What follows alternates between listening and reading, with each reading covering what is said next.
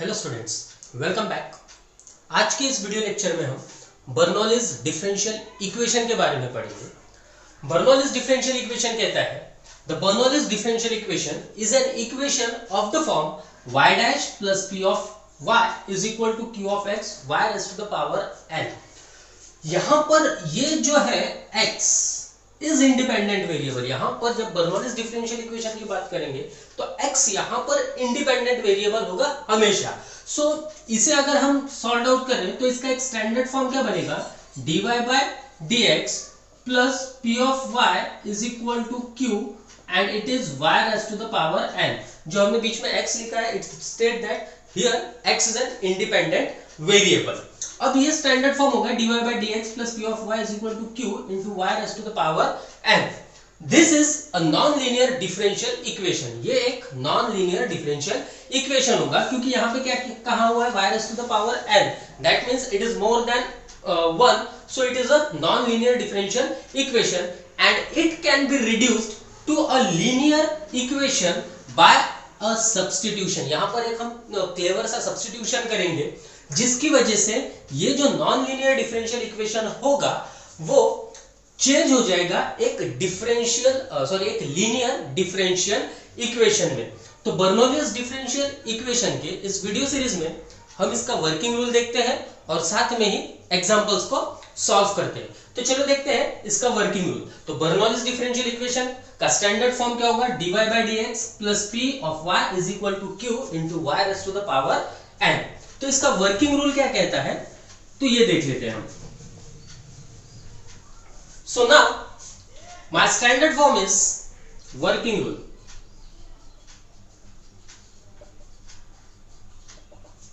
मेरा standard form है y dash plus p of y is equal to q into y raise to the power n। ठीक है, हमें क्या करना होगा, फर्स्ट स्टेप, जो भी q के साथ में वैल्यू होगी उसे कंप्लीट इक्वेशन को डिवाइड कर देंगे। जो भी वैल्यू q के साथ में होगी उससे कंप्लीट इक्वेशन को डिवाइड कर देंगे। तो फर्स्ट स्टेप में divide complete equation by y raise to the power n। Complete equation को हम y raise to the power n से डिवाइड कर देंगे। तो चलो यहां देखते हैं, ये यहां क्या हो जाएगा, y raise to the power n into y dash। it is not 1, it is y dash। that means it is dy by dx plus of p of y and divide by y raised to the power n। sorry, we have to divide it na, 1 upon y raised to the power n। it is p y upon y raised to the power n is equal to q। तो ये first step क्या हुई, हमने complete equation को y raise to the power n से divide कर दिया। So इसे अगर हम सिंप्लीफाई करें, it is y raise to the power minus n dy by dx plus, यहां थोड़ा ध्यान दीजिए, it is p y raise to the power 1 minus n using the laws of indices equals to q। अब इस second step में ये जो y raise to the power 1 minus n मतलब p के साथ में जो भी वैल्यू होगी उसे हम सब्स्टिट्यूट करेंगे।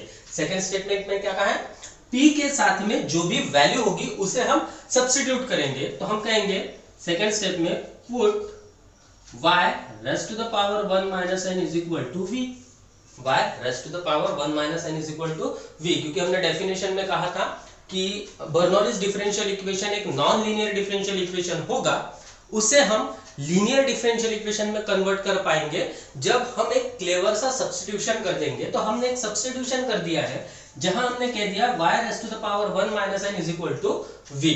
तो इसको हम अब डिफरेंशिएट करेंगे with respect to x, with respect to x। तो ये कंडीशन देखिए क्या हो जाएगी, इट इज 1 माइनस n, है ना, 1 minus n ddx of x raise to the power n, it is nx n minus 1। ddx निकालना है, इससे मुझे क्या करना है, डिफरेंशिएट करना है। तो y raise to the power 1 minus n is equal to v।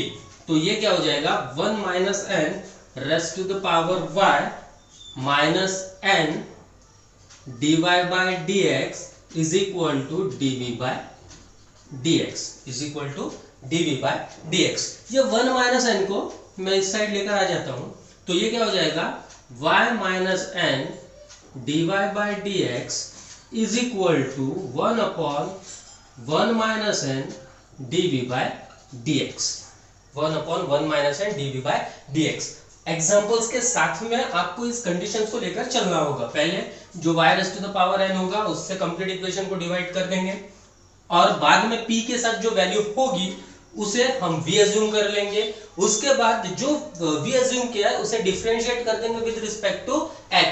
तो यहां से देखिए ये वैल्यू मिल गई मुझे y raise to the power minus N dy by dx। इसका मतलब क्या हो जाता है 1/1 माइनस एन dv dx। तो ये सारी वैल्यूज इस इक्वेशन नंबर 1 में पुट कर देंगे। तो ये इक्वेशन क्या हो जाएगा 1/1 minus N dv by dx plus of y 1 minus n, क्या पुट किया था हमने v, so that is p of v is equal to q। तो ये जो मेरा बन गया है it is linear differential equation. देखिए जो पहला इक्वेशन दिया था बर्नौलीज का वो नॉन लीनियर था, उसे हमने सिंप्लीफाई किया और क्या कर दिया उसे हमने लीनियर डिफरेंशियल इक्वेशन। अब जब लीनियर डिफरेंशियल इक्वेशन कर देंगे तो इसकी थर्ड स्टेप होगी इंटीग्रेटिंग फैक्टर निकालना और फोर्थ स्टेप होगी इसका कंप्लीट सॉल्यूशन निकालना, जिस तरीके से लीनियर डिफरेंशियल इक्वेशन का निकलता है। सो ये है इसका बर्नौलीज डिफरेंशियल इक्वेशन का वर्किंग रूल। तो चलिए एक एग्जांपल के थ्रू और इसे इस कांसेप्ट को क्लियर कर देते हैं। तो चलिए समझते हैं एग्जांपल के थ्रू कि बर्नौलीज डिफरेंशियल इक्वेशन किस तरीके से सॉल्व आउट किया जाएगा। यहाँ पर देखिए dy by D x plus 1/x sin 2y is equal to x square cos square y। मतलब ये किस स्टैंडर्ड फॉर्म में है dy by D x plus p of y is equal to q y raise to the power n। यहाँ पर y raise to the power n के form में मिल रहा हुआ है। सो इस इक्वेशन को सबसे पहले हमने क्या कहा था वर्किंग रूल में कि इसे y raise to the power n जो भी टर्म होगी उससे उसको डिवाइड कर देंगे। तो इसका सोल्यूशन क्या हो जाएगा 1/cos square y dy by D x plus 1/x sin 2y upon cos square y is equal to x square, है ना।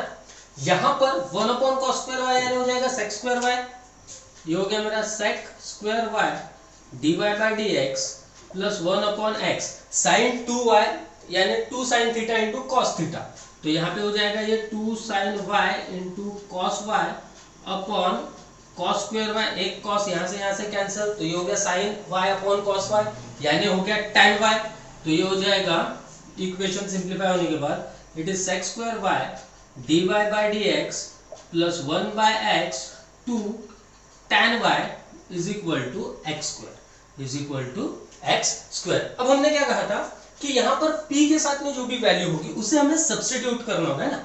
ये जो p होगा उसे हमें सब्स्टिट्यूट करना होगा। तो यहाँ पर क्या सब्स्टिट्यूट करना होगा मुझे tan y, 2 is a constant term तो उसके लिए हम कोई ये नहीं करेंगे। So now put tan y is equal to z, take any alphabets, ऐसा कोई ये नहीं होगा। तो so tan y is equal to z, इसे डिफरेंशिएट करेंगे विद रिस्पेक्ट टू x, तो ये हो जाएगा sec square y dy by dx is equal to dz by dx is equal to dz by dx। तो देखिए मुझे अब क्या पुट करना होगा sec square y dy by dx, ये वैल्यू होगी sec square y dy by dx। Next क्या है dz बाई dx होगा और tan y की वैल्यू क्या पुट हो रही है z। तो now dz by dx plus 1/x 2z is equal to x square. देखिए यहाँ क्या हुआ है sec square y dy by dx के रिप्लेस में क्या गया dz by dx, tan y के रिप्लेस में क्या हो गया है z। सो कंप्लीट इक्वेशन जो बना वो dz by dx plus 1/x 2z is equal to x square. So now it is a linear differential equation. अब लीनियर डिफरेंशियल इक्वेशन होगा तो सबसे पहले हम अब इसका इंटीग्रेटिंग फैक्टर निकालेंगे। तो इंटीग्रेटिंग फैक्टर क्या होगा e raise to the power integration of p dx, है ना, e raise to the power integration of p dx। तो यहाँ पर p की वैल्यू क्या है, तो p की वैल्यू क्या है 2/x, p की वैल्यू कितनी है 2/x। So it is e raise to the power integration of 2/x dx। Two constant में हम बाहर निकाल लेंगे तो it is e raise to the power 2 1/x dx। So integration of 1/x is log x, so it is e raise to the power log x square. ये 2 ऊपर चले जाएगा, e और log कैंसिल हो जाएगा तो यहाँ बच गया x स्क्वायर। इंटीग्रेटिंग फैक्टर कितना मिलेगा मेरा x square. Now general solution, general solution अब देखिए ये किस फॉर्म में है, dz और x के, z और x के। हमने जनरल सोल्यूशन क्या देखा था, अगर वो y के फॉर्म में होता था तो y इंटू इंटीग्रेटिंग फैक्टर, और यहाँ पर z के फॉर्म में है तो यहाँ हो जाएगा z into integrating factor is equal to integration of q into integrating factor dx plus c। So that is z into integrating factor, integrating factor कितना है मेरा x square is equal to q, q की वैल्यू कितनी है x square into x square, integrating में x square है, so dx plus c, x square into x square is x raise to the power 4, so it is z into x square integration of x raise to the power 4 dx plus c। तो integration of x raise to the power 4 हो जाएगा z, ये हो जाएगा x raise to the power 5/5 plus c। तो मेरा final answer मैं कुछ इस तरीके से लिख सकता हूँ, 5 of z x square is equal to x raised to the power 5 plus 5c। ये इतना सिंप्लीफाई करिए या फिर इतना भी रहने दिया तो भी चल जाएगा। तो ये बर्नौलीज डिफरेंशियल इक्वेशन है। आपको क्वेश्चंस को कुछ इसी तरीके से समझना होगा कि यहाँ पर जो y raised to the power n के अगर फॉर्म में आता है तो वो बर्नौलीज डिफरेंशियल इक्वेशन के फॉर्म में होगा। सो आई होप ये कुछ वीडियो सीरीज से आपको कुछ हेल्प होगी। सो थैंक यू, मिलते हैं नेक्स्ट वीडियो।